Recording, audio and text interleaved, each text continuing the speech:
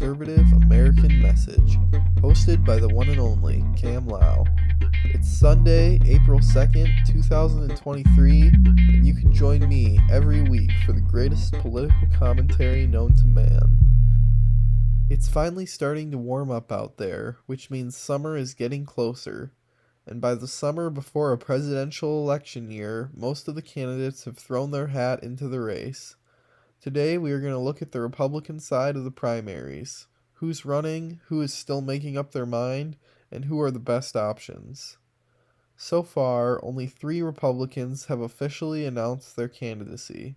Former President Donald Trump is the leading man. He's ahead in nearly every Republican poll and is currently most favored to take the nomination. Nikki Haley has also announced her candidacy. She's the former governor of South Carolina, as well as the former ambassador to the United Nations under Trump. So really, any accomplishment of hers is just an accomplishment of Trump's.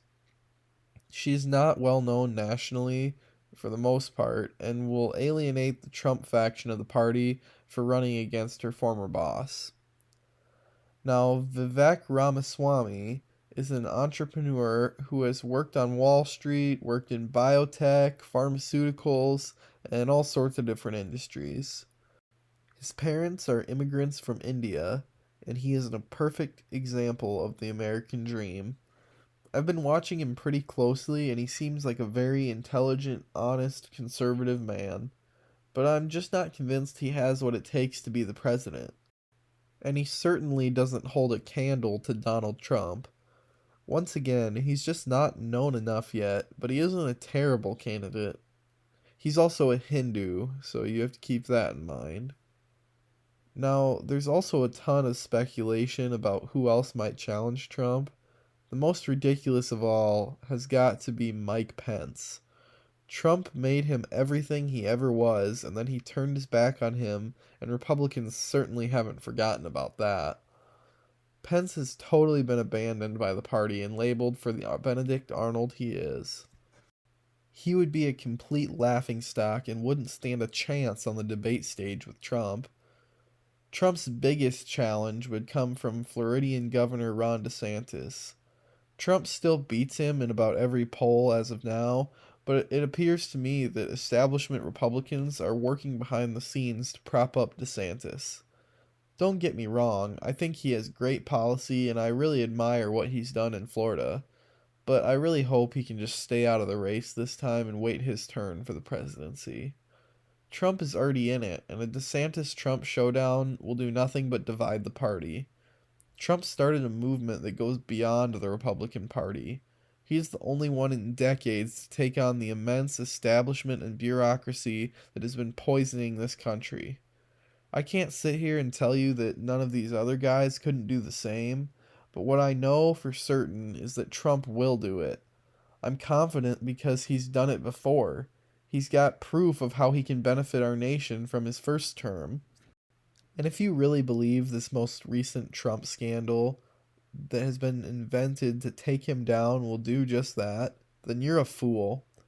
They have brought how many false claims against the guy by now, and none of them have ever proved to be true. Do you really think this one is true? And furthermore, do you really think the American people are stupid enough to believe anything like this? Maybe some people are, but not those with enough common sense to vote for Trump in the first place. They don't buy it for a second. Even Jeb Bush has come out and spoken against the phony indictment of Trump.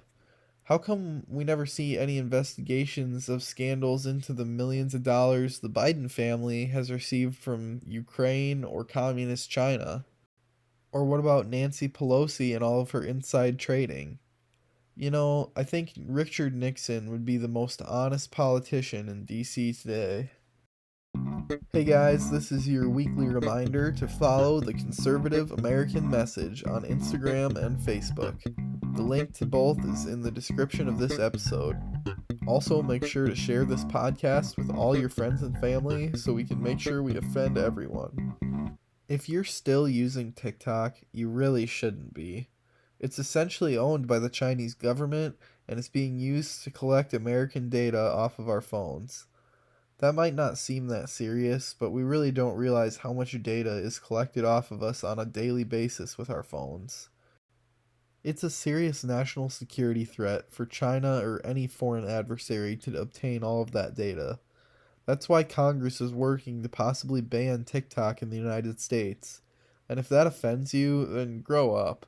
The threat of communist China is a much bigger deal than the funny videos you like to watch on the toilet.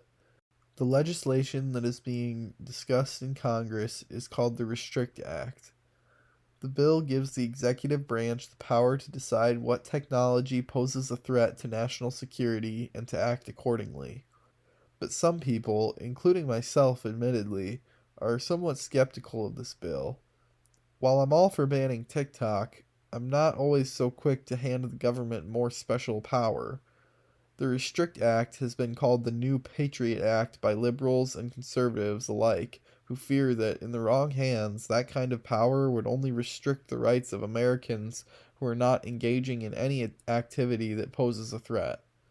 The feds are not always the most trustworthy organizations. Have you seen what has happened to the FBI in recent years? We really want to hand them more power? It's a delicate balance between protecting our national interests and also protecting our freedoms, and we have to be very careful with that because this country's systems are very fragile.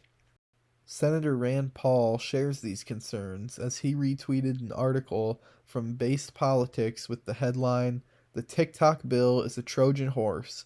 Prepare for the Patriot Act for the internet." And I have to say that this is one of those times where Rand Paul is right on the money. See guys, I don't always hate on the libertarians. Well, that's all I have time for. Were you offended by this podcast? Good. Thanks for listening, guys. I really appreciate you all. Have a great week and stay conservative.